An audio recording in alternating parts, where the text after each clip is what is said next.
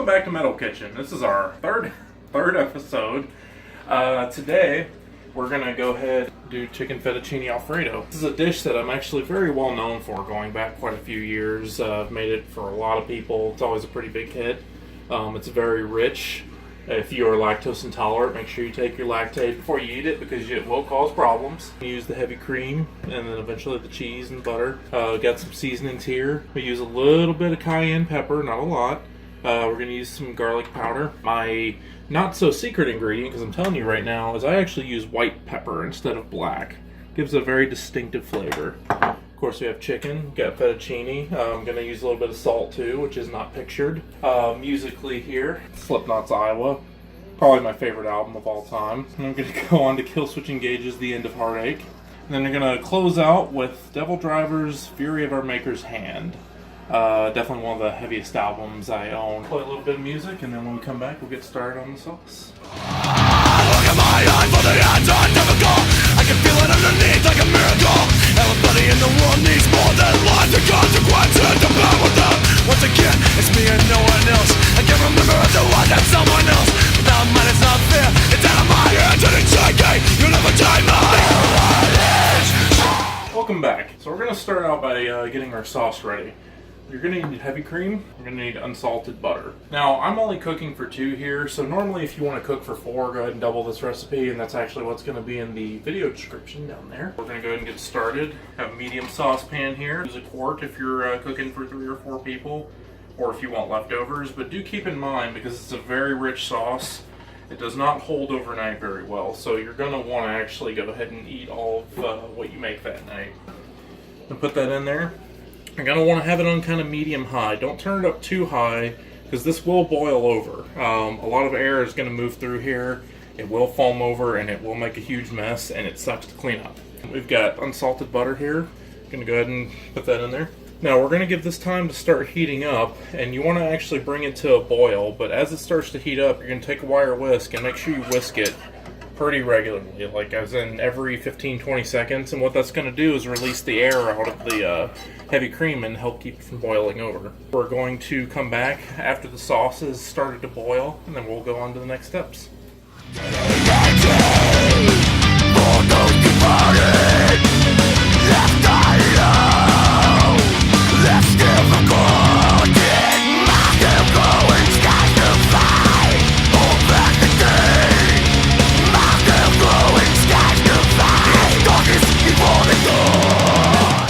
Welcome back.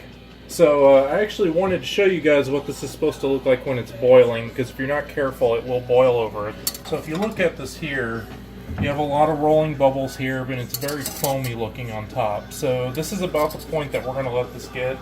And the reason why is this will actually help the sauce reduce later on, so it's not so thin whenever you're going to put on your pasta. So now we're going to take and turn this heat down just below medium. If you have a numbered dial, I'd say do it to about a 4. Now we're going to take our seasoning blend here. That's going to go in there. Now this is going to be half of a tablespoon of garlic powder. It's going to be a teaspoon of kosher salt. Make sure you use kosher salt, not regular salt, because it's a very different thing. It'll be very salty if you use regular table salt. And then we're going to use 3/4 of a teaspoon of white pepper, my not so secret ingredient, and then we're going to use 1/8 of a teaspoon of cayenne pepper. That's actually not going to make this spicy. It will give it a little bit of a kick on the back end, but it won't be spicy. Dump those in here and whisk it really well until it blends. You'll see a little bit of some stuff floating in there, but the sauce should still be pretty white like this here. Now, since we turned this heat down, we're actually going to give this about 10 minutes to cool down a little bit. You don't really have to stir it. You can if you want to.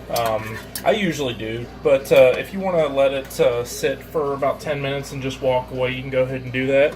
Just don't leave your rubber stuff on the side of the pan because it'll melt. I've done that before. We all make mistakes. When we come back, we'll start making this actual Alfredo sauce. Stay tuned.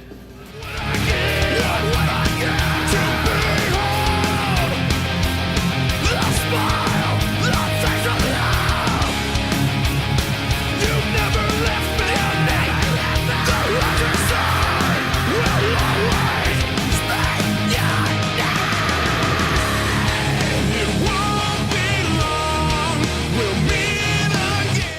Welcome back to Casual Cool Kitchen. Sorry for doing that. Okay, so we've given our sauce a little time to reduce here, so you can actually see. It looks kind of grungy on the side there, but that's fine, that's normal. But it did reduce, so we're going to go ahead and add some cheese. Now you're going to add 6 ounces of shredded Parmesan cheese.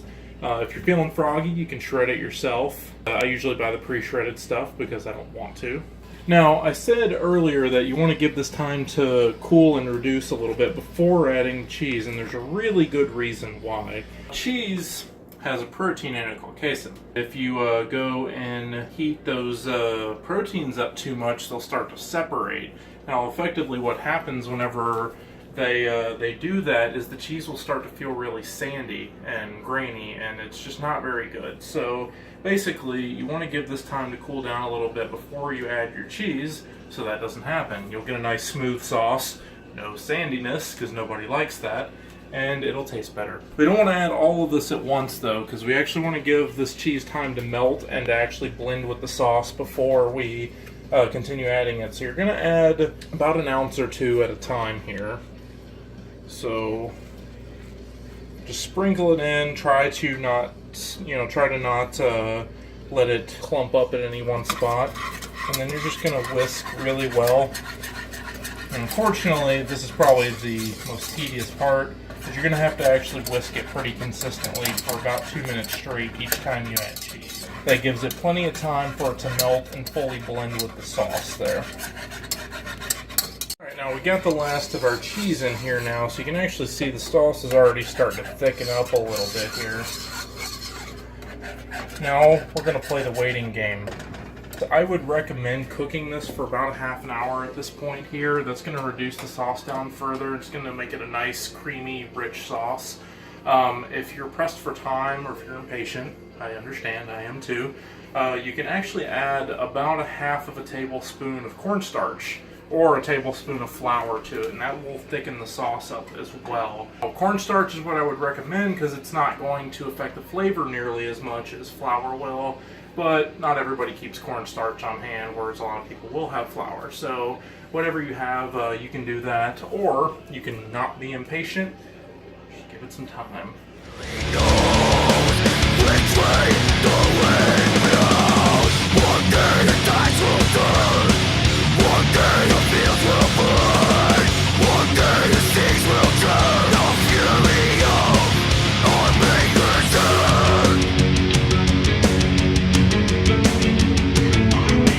Welcome back to the metal kitchen, where fittingly, the whipping cream is also heavy.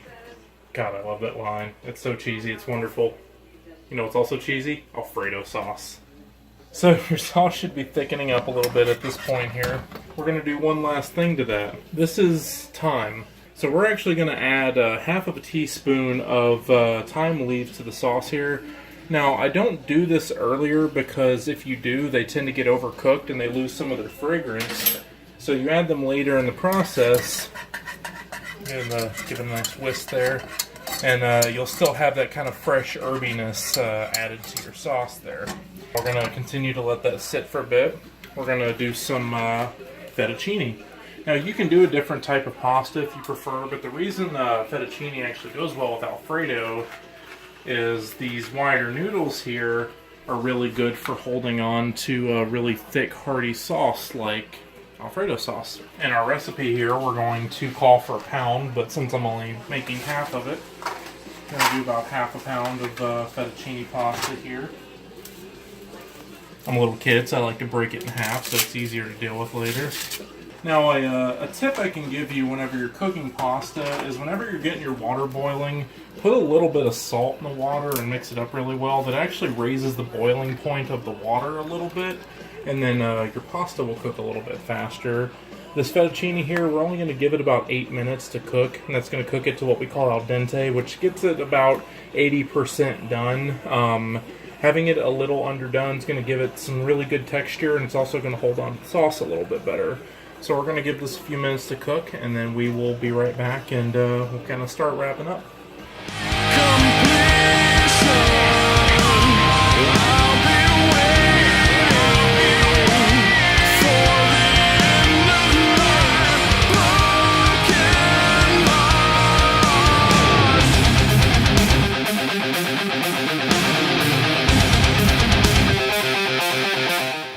Welcome back, guys. I thought we'd take a quick look at the chicken here and how we're going to cook it. If you have the option to actually cook it out on a charcoal grill, I would say go ahead and do that. Since that's not always going to be an option or something you're going to want to do, we've got our handy dandy George Foreman grill here that we're going to use. I'm just going to take the chicken, put it on the grill.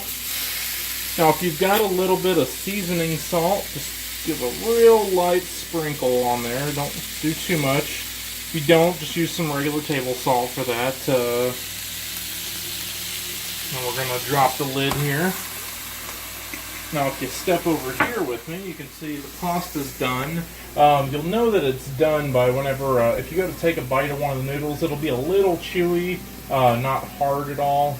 There's actually an old trick that Italian pasta chefs used to use where they would take one of the noodles. I'm not going to do it here because our partner would yell at us. And they would throw it up on the ceiling, and if it stuck to the ceiling, that meant it was done because all the starches were coming out of the pasta there.